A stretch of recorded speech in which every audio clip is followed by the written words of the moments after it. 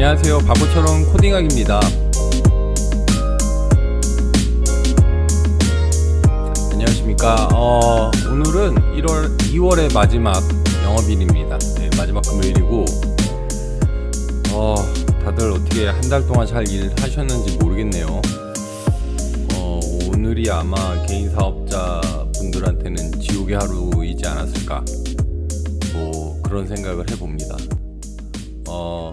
왜냐면 오늘은 말일 결제 날이기 때문에 그렇죠. 예, 많이 피곤하실 거고. 거래 아이디 3번 34번째 시작을 하겠습니다.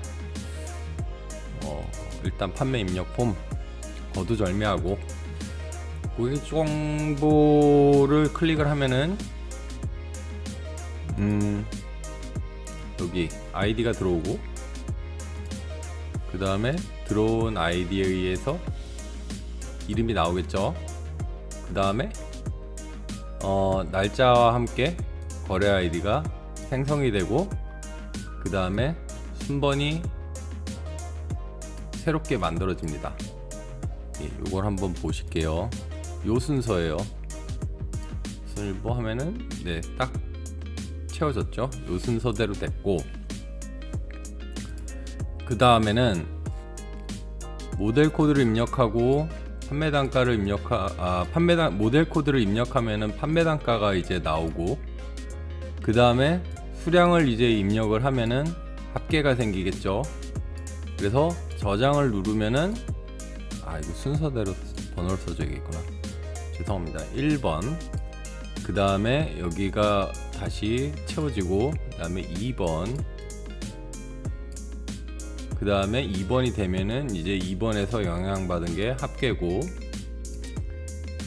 그 다음에 여기가 3번 저장 수정을 하면은 합계 나오고, 공급가 나오고, 부가세 나오고, 그 다음에 이걸 토대로 청구액이 쌓일 거예요.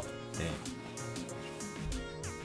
그러니까 버튼 하나에다가 뭘 어떻게 쌓아놨는지, 예, 코드를 그 벽돌 쌓듯이 쌓는다는 표현을 쓰는데, 코딩 하시는 거를 레고 만드시는 거라고 생각하시면 조금 이해하시기 편할 거예요.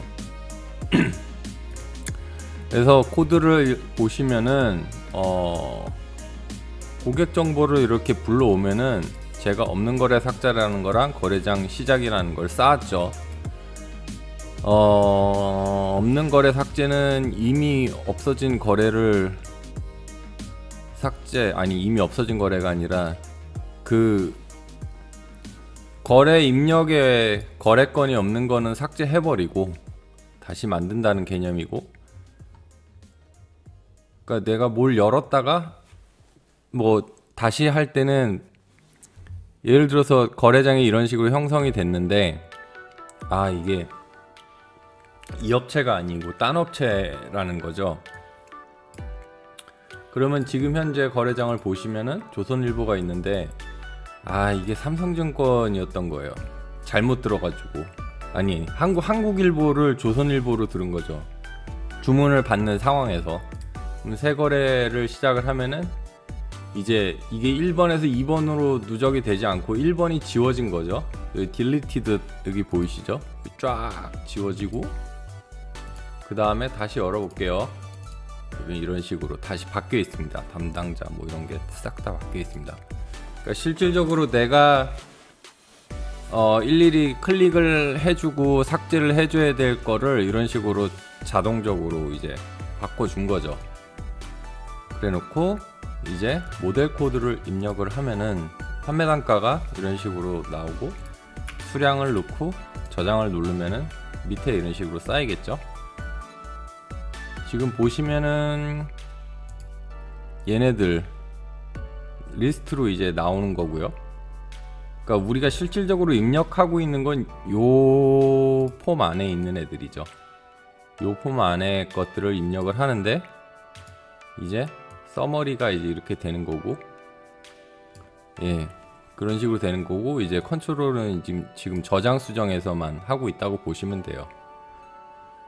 이런 식이고, 그 다음에 노란 데만 만지시면 돼요. 나머지는 자동으로 이제 쌓이게 된 거고, 날짜 같은 경우는 그날의 거래장이라고 생각을 해서 그냥 데이트가 기본적으로 들어가게 해놨고요.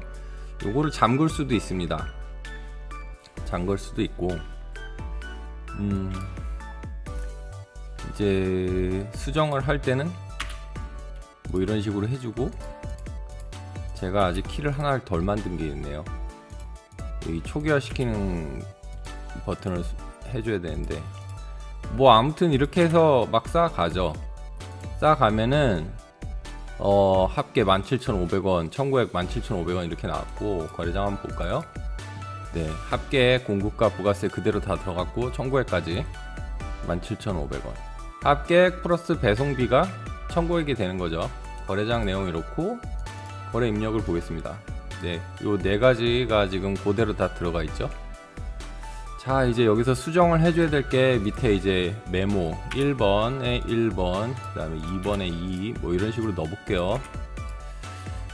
얘네들은 이런 식으로 저장을 눌러줘야지 이렇게 메모가 이렇게 나오죠. 저장이 됐고, 그 다음에 우리가 해줘야 될 게 배송지가 생겼어요. 예를 들어서 뭐 무슨 동네라고 해야 되지? 종로구라고 엔터를 쳐주면은 얘가 애프터 업데이트 결과가 나와요. 그 다음에 이거는 보면서 할게요. 하나씩 확인하면서. 애프터 업데이트로 이 종로구를 넣고, 거래장 메모에 뭐 살살 깨진다, 뭐 그 뭐라고 그랬죠? 프레이즈를 뭐라고 그랬지? 깨질 위험 있음, 뭐 이런 식으로. 또 여기 애프터 업데이트를 걸어줬어요. 그러면은 깨질 위험이 있음, 이런 식으로 거래장 메모가 들어가고, 요 순번 메모랑 거래장 메모는 간혹 필요할 경우들이 있습니다. 그래서 굳이 많이 안 쓰더라도 보통은 넣어 주시는 게 일을 하시면서 조금 더 상세하게 그쪽에 뭔가를 줄 수 있는 상황이 되지 않을까.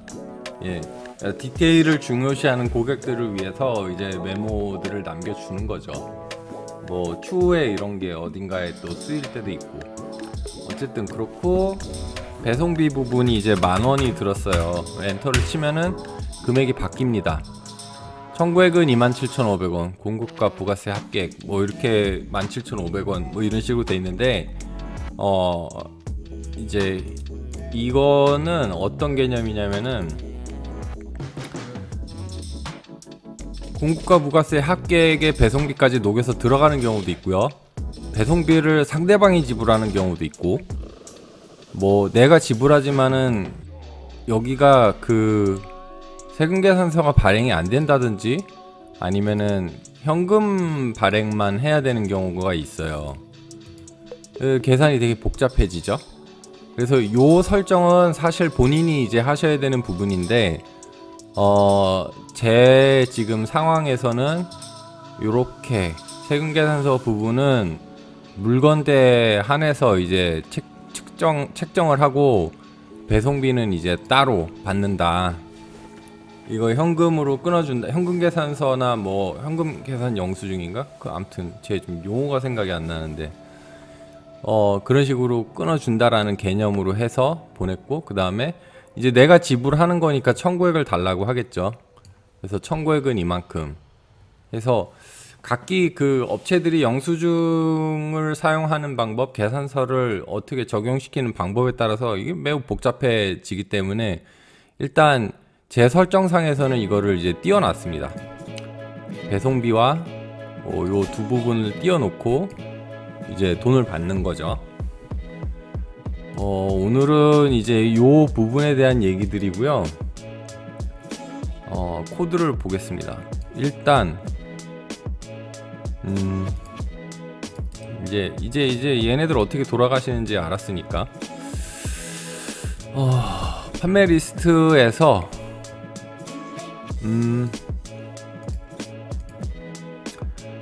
거래 아이디 부분에 걸어준 게 직접적으로 폼스에서 걸어준 게 아니고 여기 보시면은 보이시겠지만은 공용 변수를 사용했습니다.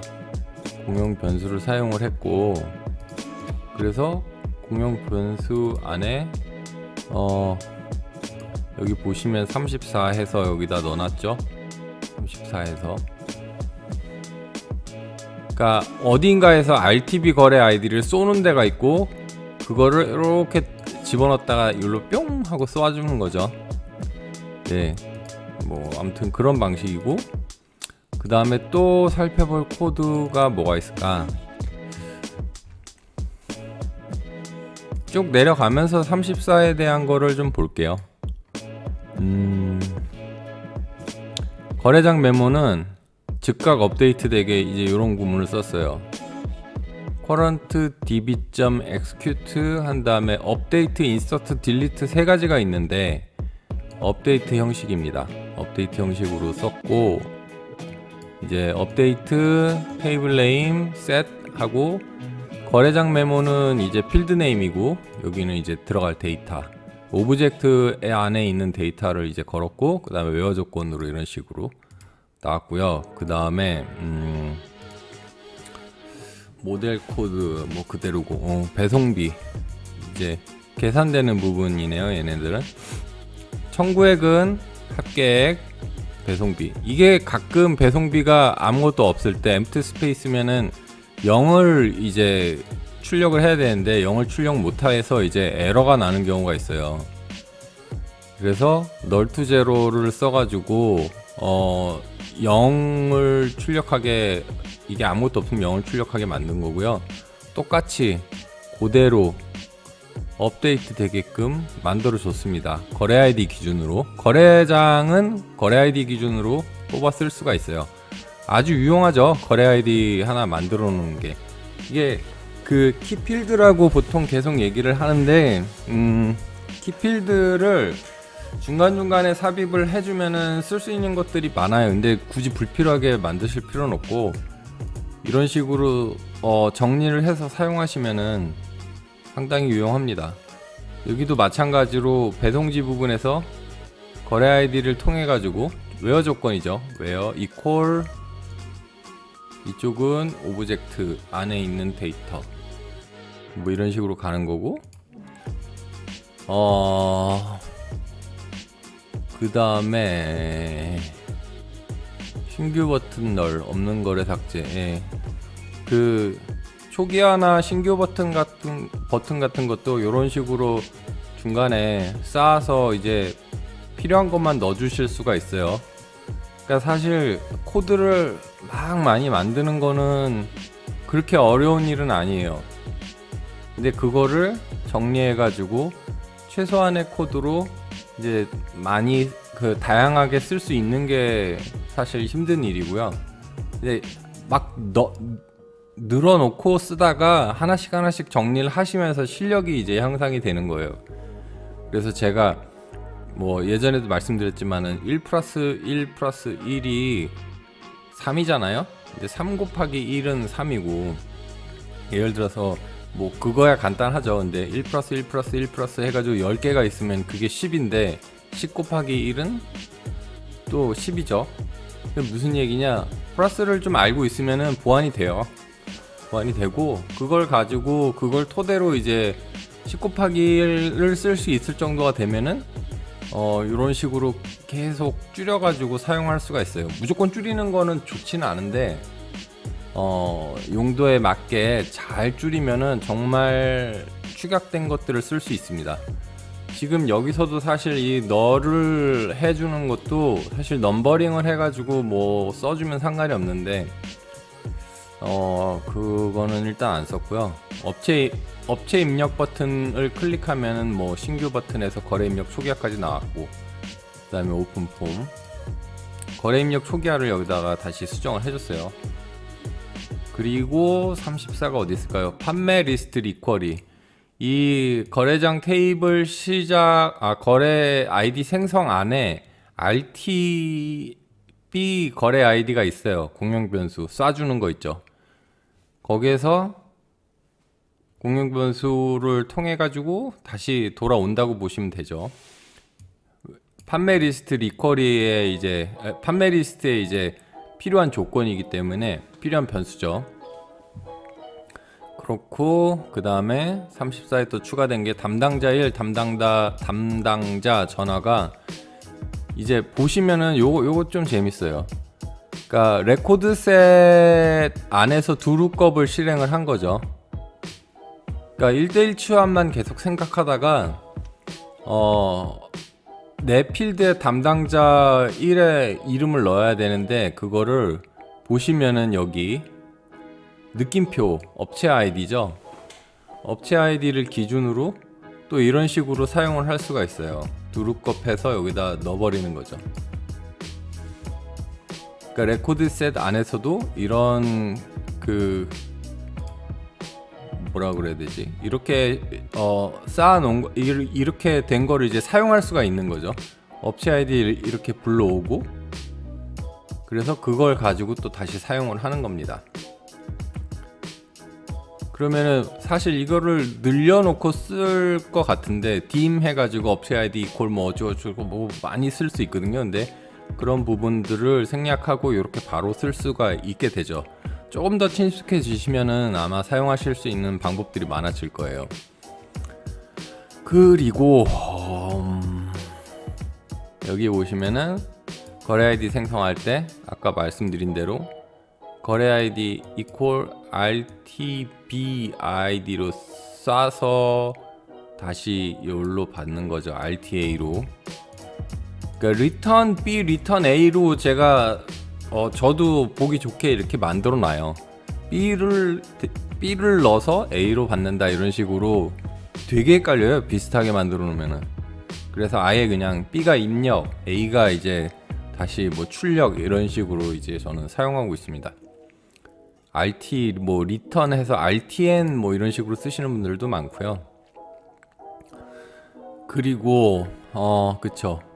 여기 보시면 새로운 게 생겼어요. 입력 아이디라는 걸 만들었어요. 여기 입력 아이디인데 이 입력 아이디는 거래 입력의 아이디를 얘기를 하는 거고요. 조금 알아듣기 쉽게 입력 아이디라는 게 널이면 아무것도 없으면은 당연히 이제 add new add가 되게끔 작동을 시킨 거고, 그게 만약에 아니라면은 else에서 사실 여기는 입력 아이디로 받아도 되거든요.